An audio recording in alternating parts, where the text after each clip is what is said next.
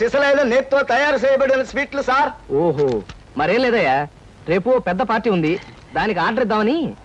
ఏ shop అయితే better గా ఉంటుందా అని ఆలోచిస్తున్నాను. తినచూడండి సార్, మీకే తెలుస్తుంది. ఒరే ఒక స్వీట్ పెద్ద ఆర్డర్లకి కమిషన్ కూడా ఇస్తామండి.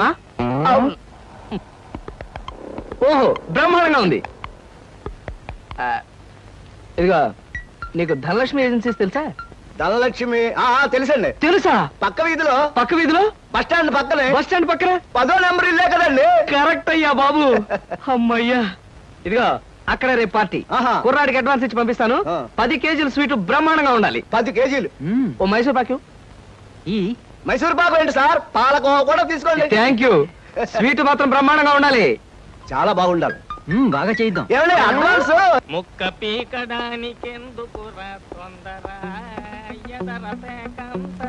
చిందర వందరే. ఇదిగో దొంగ కోళ్ళ నా ముక్కలు చూస్తే నేను ఒప్పుకోను. అయినా మీ చేతిలో ముక్కలు పెట్టుకుని నా చేతిలో ముక్కలు చూస్తారేంటి? నా ముక్కలు ఎప్పుడైనా చూసుకోవచ్చు కదరా. ముందు నీ ముక్కలు చూస్తే ఒక పని అయిపోతుంది కదా.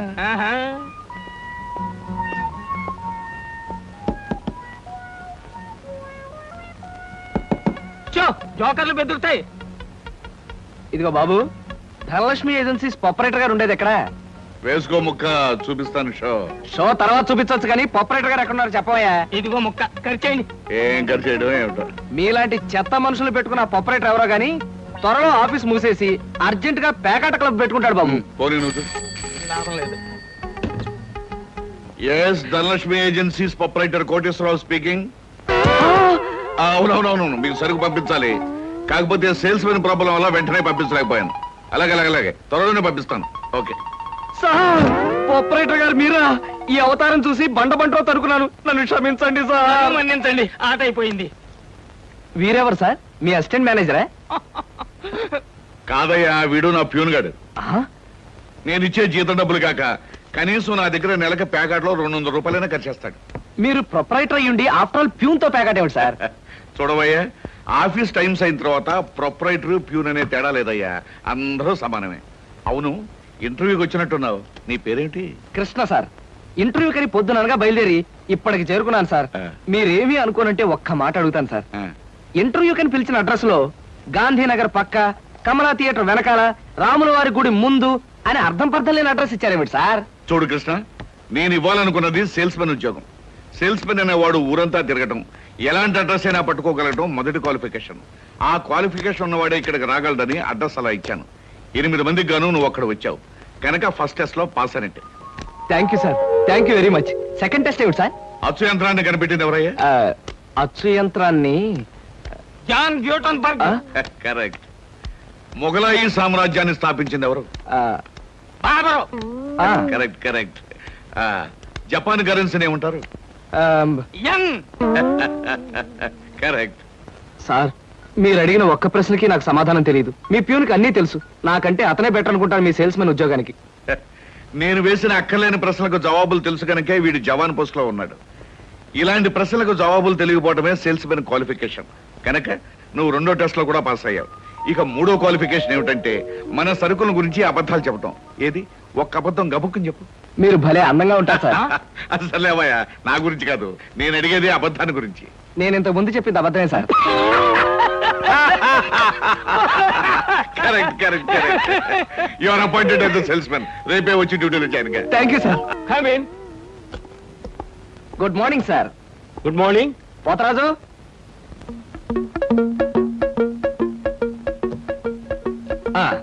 మీరు కొత్తగా పెట్టిన ఈ సూపర్ మార్కెట్ చూస్తుంటే నా మతి పోతుంది సార్. అసలు మీ సూపర్ మార్కెట్ దెబ్బకి సిటీలో ఉన్న సూపర్ మార్కెట్లన్నీ ఫ్యాట్. Thank you. By the way, నా పేరు Krishna, Dhanalakshmi agencies sales representative ని. Glad to meet you. Very nice to meet you sir. వీడు మా బాయ్. అదే పోతరాజు, నా పర్సనల్ అసిస్టెంట్. మీరు వచ్చినందుకు నాకు చాలా సంతోషం. రండి కూర్చోండి. Thank you.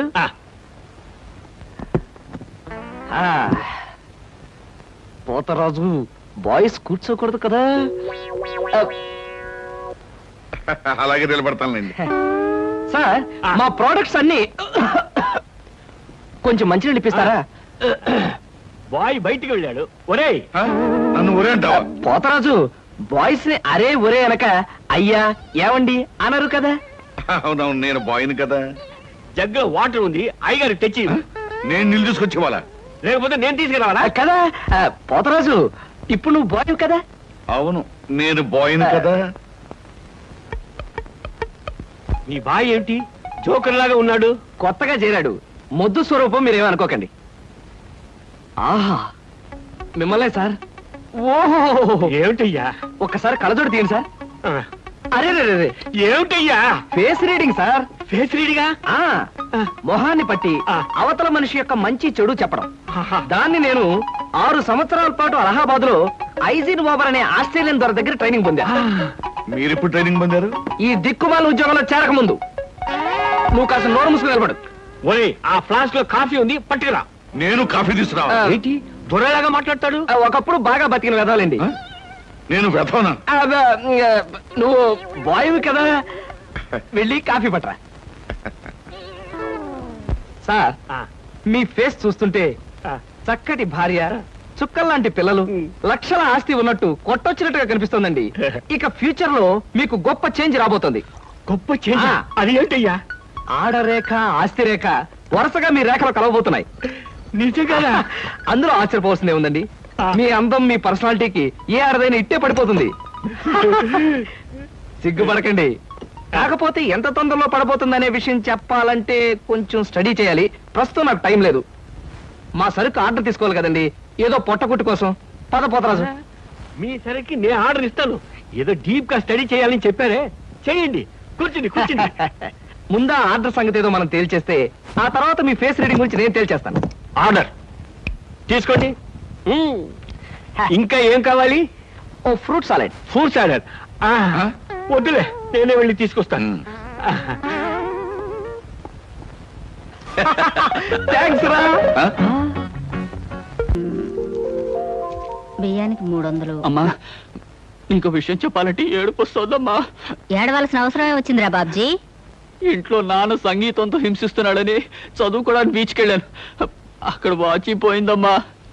ఎల్లుండి నుంచి పరీక్షలు, కనీసం చేతికి సెకండ్ హ్యాండ్ వాచ్ అయినా ఉండాలిగా. ఓ 100 రూపాయలు బొమ్మా. ఈసారైనా తగలేసుకోకుండా వాచి కొనుక్కో. అలాగే. ఇదిగో 100. అయినా వాచి బారేసుకోవడం ఏమిట్రా పిచ్చి వెధవ. ఇదిగో పార్వతి, ఇందాక వీధిలోంచి వస్తుంటేను కొందరు పెద్ద మనుషులు కనిపించి త్యాగరాజోత్సవాల దగ్గరికి వస్తున్నాయి కదా, నా వంతు ఓ 500 రూపాయలు విరాళంగా ఏమని భైరవ రాగంలో బావురమన్నారే. 500? నేను ఇలాగే అన్నాను. మీరిస్తాను ఒప్పుకున్నారా? కుటుంబం బరువు బాధ్యతలు తెలిసిన వాడిని నేను ఎందుకు మాటిస్తానే. కావాలంటే 2 లేక 300 విరాళంగా ఇస్తాను. ఆ రోజు ఉచితంగా కచేరీ చేస్తానని మాటిచ్చాను. పైసా కూడా అడగం. మీ కచేరీ మాత్రం వద్దు బాబు అని దండం పెట్టుంటారు. అంతేనా? కమాతు రాగంలో కాళ్ళు చేతులు వెరక్కొడతాను. నా కచేరీ అంటే బొత్తిగా భక్తి శ్రద్ధలు లేవు. ఆఖరి మాటగా 200 రూపాయలు విరాళంగా ఇస్తాను అన్నానే. ఇవ్వకపోతే బాగుండదు, ఆ తర్వాత నీ ఇష్టం. చారాస్వామి నిన్ను ఆశీర్వదిస్తాడు. 3, 4, 5. అమ్మగారు పాలకు డబ్బులండి. అమ్మగారు పచారీ సామాన్ డబ్బులండి. అమ్మగారు నా జీతం అండి. అమ్మగారు పాలకు డబ్బులండి. అమ్మగారు పచారీ సామాన్ డబ్బులండి.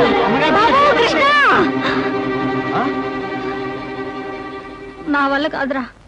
అమ్మా, డబ్బు సంపాదించడం ఎంత కష్టమో ఖర్చు పెట్టడం కూడా అంతే కష్టం అమ్మా. ఖర్చు పెట్టే విషయంలో మనసుని మమతని కాస్త కట్టేసుకోవాలి.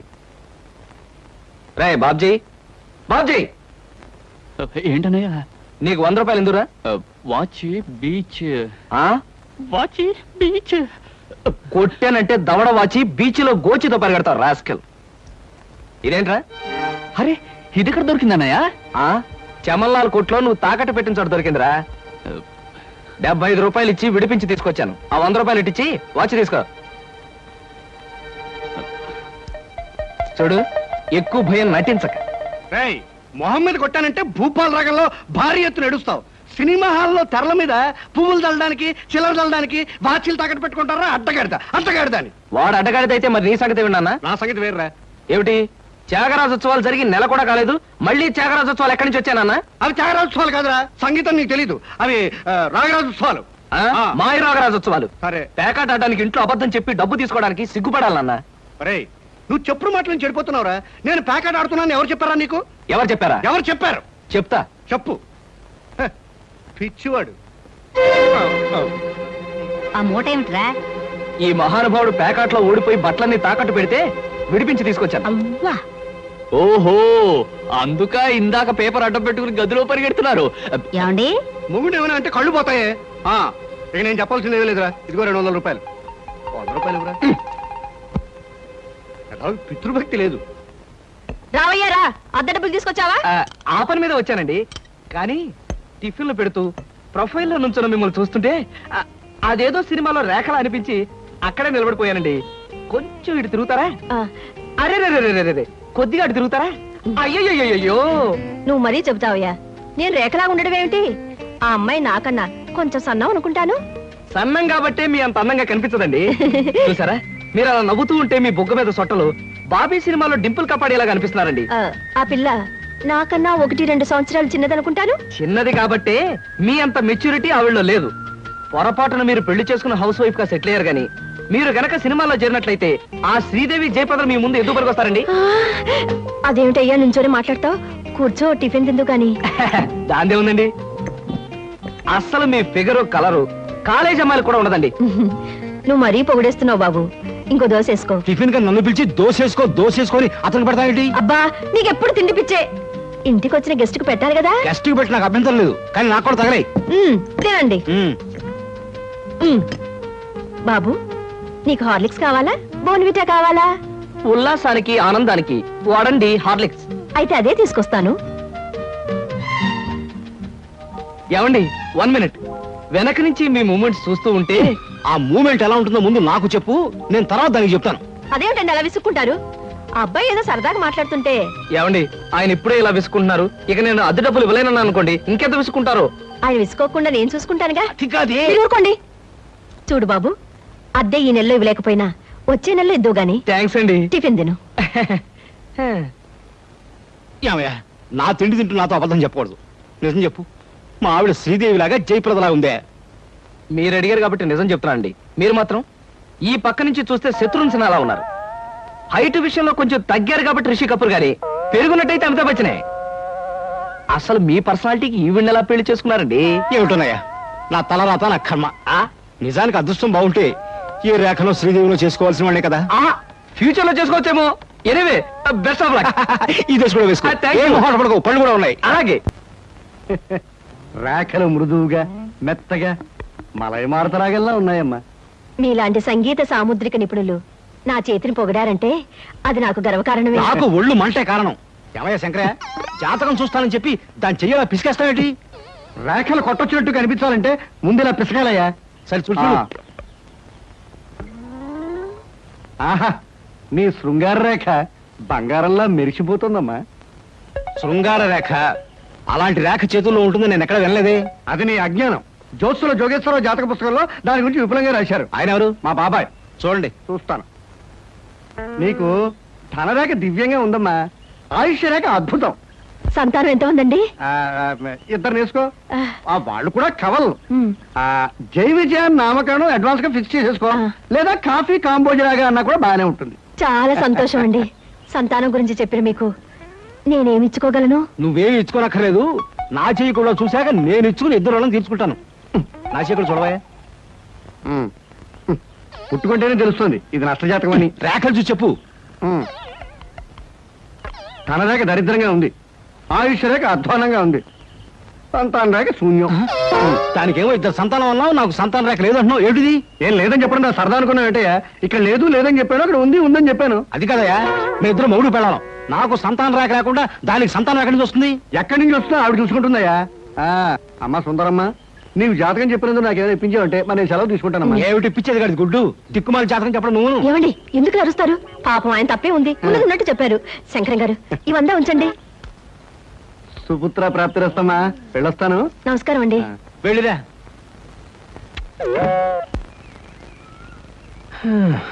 అద్దె సుట్టు బాగానే ఉంది. కాకపోతే ఆ అమ్మాయి దగ్గరికి ఆటోలోను టాక్సీలోను దిగితే బాగుండదే. ఏం చెయ్యాలి?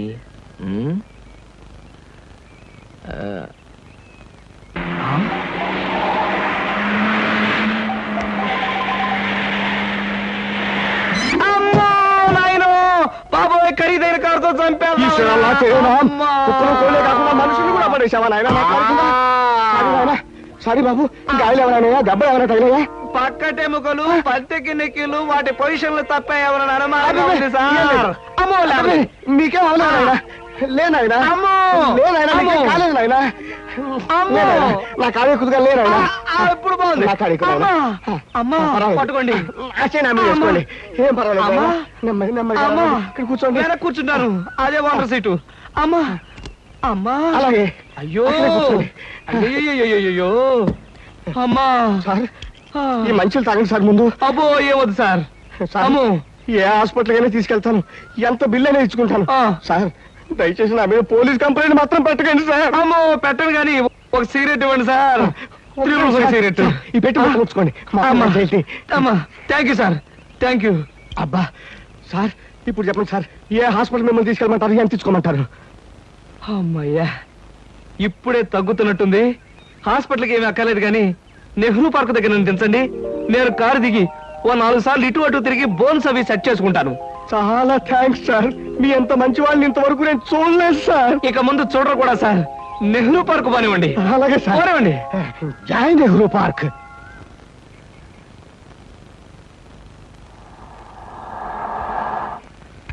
ఇదే సార్ నెహ్రూ పార్క్ సార్ ఇదిగా సార్ నెమ్మది సార్ అబ్బేం తేలేదు చెక్ ఏమైనా ఏం అక్కర్లేదు నువ్వు వెళ్ళిపో. అబ్బా మీరు నిజంగా మంచివాళ్ళు సార్ సార్ మీరు వచ్చేంత వరకు ఉండమంటారా వచ్చిన దారిలో వెళ్ళిపో అంతే.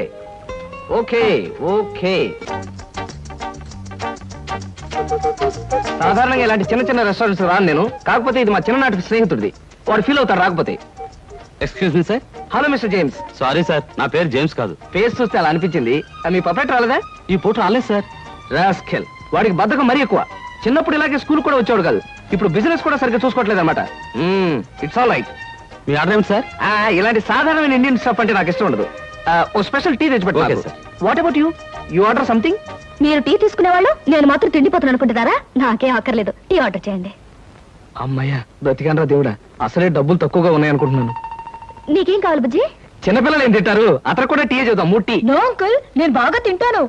హోటల్లో కనపడిందల్లా తింటే ఆరోగ్యం పాడైపోతుంది. పాడైతే డాక్టర్లు ఉన్నారుగా, నేను తినడం తింటాను. ఫోన్లేండి, తనకేం కావాలో ఆర్డర్ చేయండి. ఓకే. ఆర్డర్ చేయ బుజ్జి. చికెన్ ఫ్రై, ఆ. మటన్ ఫ్రై, ఆ. తండూరి చికెన్, సరే. చైనీస్ నూడిల్స్, ఇంకా? జింజర్ ప్రాన్స్, ఇంకా? చికెన్ రోస్, ఇంకా? అన్ని తింటా. ఊరికే తమాషా కట్టున్నాడు. తమాషా. కాదండి, వీళ్ళింట్లో ఇతనే కొద్దిగా heavy weight. What man sir అవన్నీ మీ హోటల్లో లేవనుకుంటాను. ఉన్నాయి సార్, అన్నీ ఉన్నాయి సార్. ఇంకా ఏం కావాలి బాబు? మీ హోటల్లో ఉన్నవన్నీ వాడికే పెడితే మిగతా కస్టమర్స్ అందరికి ఏం చేస్తావు? చెప్పిన మట్టు పట్టరా వీళ్ళు. అంకుల్ అంకుల్, అన్ని తినేసి ఫుడ్డింగ్ తిని చివరిలో ఐస్ క్రీమ్ కూడా తింటా. స్పూన్లు ప్లేట్లు టేబుల్స్ తినవా? ఆరగో, లేకపోతే అవి కూడా తింటా. కుర్రాడు భలే జోక్ చేస్తాడు. జోకులంటే గుర్తొచ్చింది, కేకులు కూడా తింటా. ఇంకేమన్నా అంటే ఇంకేం తింటానంటాడు. నువ్వు వెళ్ళవయ్యో. తెలివిగా టీతో మేనేజ్ చేద్దాం అనుకుంటే వీడొకడు నా ప్రాణానికి. వీడికే బిల్లు 200 అయ్యేటట్టుంది నా కర్మ. ఏమిటి కృష్ణ గారు ఆ? అలా ఆలోచిస్తున్నారు? అదే ఏం లేదు. ఒలింపిక్స్ లో తినడంలో పోటీ ఉంటే బెస్ట్ తిండిపోతే అవార్డు ఈ తిండిపోతేగా వస్తుంది. కమన్ బుజ్జి. అరే పడ్డావా? దెబ్బ తగిలిందా? అబ్బే, మనం బీచ్ కి వెళ్ళి మిరపకాయ బజ్జీలు వేరుసరికాయలు తిందామా? వద్దమ్మా, అంకుల్ అర్జెంట్ పని ఉందట, వెళ్ళాలి. అంతేకాదు, ఇంకా నువ్వు పచ్చిమిరపకాయ బజ్జీలు అవి తిన్నావనుకో పొట్ట ఆటం బాంబులాగా డామ్ అని పేరుపోతుంది. అవును, మీ కార్ ఇది? అది చాలా పెద్ద కారు కదా, ఇక్కడ పెట్టడానికి ప్లేస్ చాలదని పక్కన షాపింగ్ సెంటర్ లో పెట్టొచ్చాను. ఓహో. ఇంతకీ మీ ఇద్దరు ఎలా వెళ్తారు? మా డాడీ వచ్చి మమ్మల్ని పికప్ చేసుకుంటాన్నారు, మీరు వెళ్ళండి. ఓకే. ఎందుకంటే మన అంకుల్ తో పెద్ద కారు వెళ్దాం. నిన్ను చంపినా పాపం లేదు, పుణ్యం తప్ప.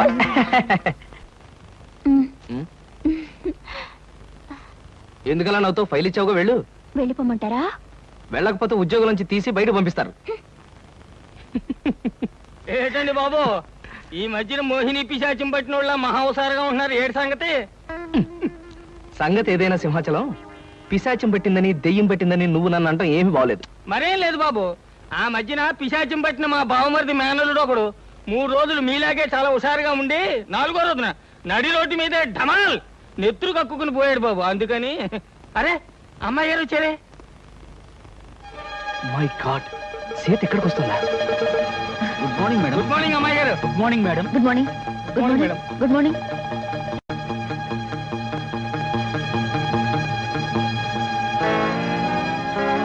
అమ్మో, సీత చూసిందంటే డేంజర్.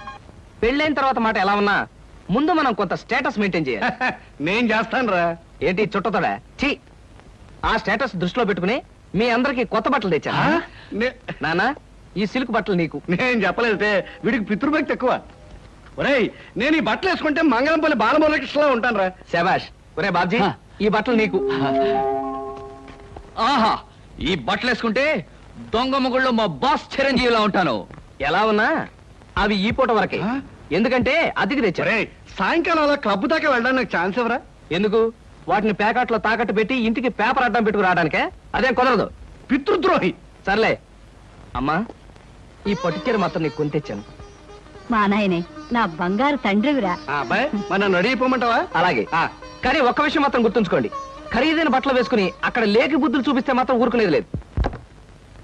హాయ్, నాకు ఇష్టమైన లడ్డూలు జిలేబీలు కొన్ని ఇక్కడ తినేసి కొన్ని ఇంటికి పట్టుకుపోదాం. అలాగే. అబ్బా, స్టేటస్ స్టేటస్. తిండిలో కూడా స్టేటస్ ఏమిట్రా అబ్బాయి? మలైమారుత రాగల్లా ఉన్న మైసూర్ పాకు, కాంబోజి రాగల్లా ఉన్న కారపూస తినకుండా ఇలా ఉండగలనరా? ఏమంటారు బావగారు? నేనేమంటాను, ఎవరికి ఇష్టమైన వాళ్ళు తృప్తిగా తినొచ్చు. అంతే. ఈ తినడాలు తాగడాలు దేవుందిలే అన్నయ్య గారు. అమ్మాయిని పిలిపిస్తే ఆ, అమ్మాయి సీత. నమస్కారం అండి. నమస్కారం. బావగారు పళ్ళు తీసుకొచ్చారు. అన్నీ మీ అమ్మాయికేనా, మరి మాకేమైనా ఉన్నాయా? ఆ, నీకే బావగారు. ఆహా. పొద్దున్నే గుమ్మం తగిలి పడిపోయారని తెలిసింది. పలకరించి వెళ్దామని వస్తూ పళ్ళు తీసుకొచ్చాను. నానోయ్, గుమ్మం తగిలి పడితేనే బుట్టడు పళ్ళు పట్టుకొచ్చారు. ఇంటి మించి పడ్డావంటే లారీ నిండా పంపిస్తారేమో. ఒకసారి ట్రై చేయకూడదు. రేయ్, లారీ పళ్ళ కోసం నేను ఇల్లెక్కి కిందకు దూకాలంట. మొహం మీద కొట్టానంటే ముఖారు రగల్లో మొత్తుగా ఎడుస్తావు వేదావా. మళ్ళీ రేపు వచ్చి పాఠం చెప్తానమ్మా. మంచిదండి. ఎంత నేర్చినా ఎంత చూచినా. శంకరయ్య గారు, శీఘ్రమేవో సంగీత ప్రాప్తిరస్తు. నాలాంటి మహావిద్వాంసులకు పాదాభందనం చేయడం మామూలే అనుకో. ఏమిటి, సంగీతం నేర్చుకోవాలి సరదా పుట్టిందా? నాకు సంగీతం నేర్పడం కాదయ్యా బాబు, నా కాపురాన్ని కాపాడవయ్యా. ఏమిటయ్యా? నాకు పిల్లలు ఉండరన్నావు, దానికి పిల్లలు పుడతారన్నావు. సంగీతం పేరుతో దానికి దగ్గర అయ్యావు. ఇలా దాన్ని వల్లోకి లాక్కుని నాకు అన్యాయం చేయడం నీకు ధర్మమేనా చెప్పు? చీ చీ చీ చీ, ఎంత మాట అన్నావయ్యా మన్మథరావు. నాకు అలాంటి దురుద్దేశాలు ఏవీ లేవయ్యా. నాకు కొడుకులున్నారు, కోడళ్ళున్నారు, మహాలక్ష్మి లాంటి భార్య ఉంది. నాకు సంగీతం అంతగా రాకపోయినా కాస్తో కూస్తో సంస్కారం ఉందయ్యా. మరి నువ్వు చేస్తుంది ఏమిటయ్యా?